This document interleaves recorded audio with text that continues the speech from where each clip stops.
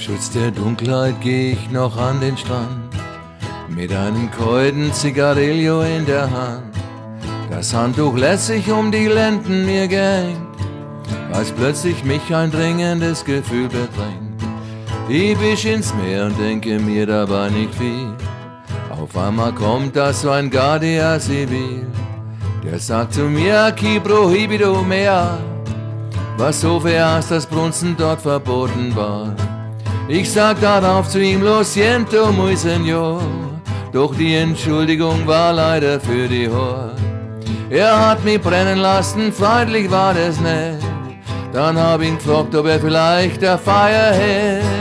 Doch sagt er nur, aquí prohibido fumar, was ganz eindeutig ziemlich raucherfeindlich war.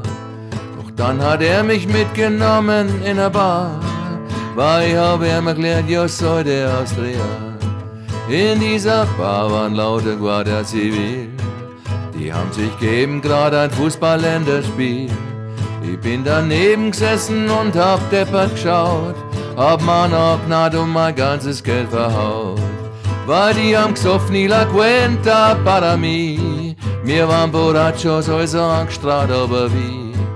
In meinem Dusel wollt die haben von ohne Geld, doch für die Guardia Civil war jeder Held. Ich hab bei einem Onkel von dem einen gewohnt, die Schwester von dem anderen hat mich schwer belohnt. Dem dritten seine Mama hat Paella gekocht, so kann's am Geber mal wohin brunst in der Nacht.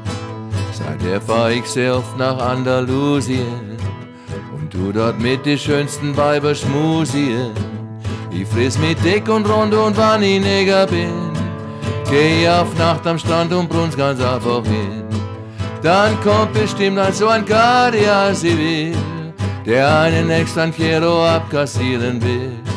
Ich frag ihm gleich jenes una hermana, weil für Schirche ist es bisschen mir zu schade.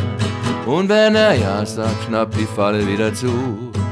Ich hackel nix und mach nur ab und zu Lulu. Als Österreicher aus den Spanien reicht das Spiel. Es lebe hoch die ganze Guardia Civil. Es lebe hoch die Guardia Civil.